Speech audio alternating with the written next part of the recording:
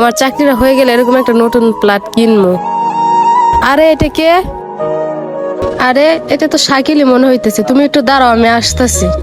এই শাকিল, আরে সোনিয়া, তুমি তুমি কি জানো তোমার সাথে ব্রেকআপ করে আমি ভালো করছি? তুমি একটু কথাবার্তা সাবধানে বইলো। শাকিল, তুই তো এলাকা থেকে অনেক বড় বড় চাপা হেই করবি সেই করবি, এখন দেখি গাড়ি মুচি। ওই পিছনে দেখছিস আমার বয়ফ্রেন্ড তোর থেকে সুন্দর, অনেক স্পিড।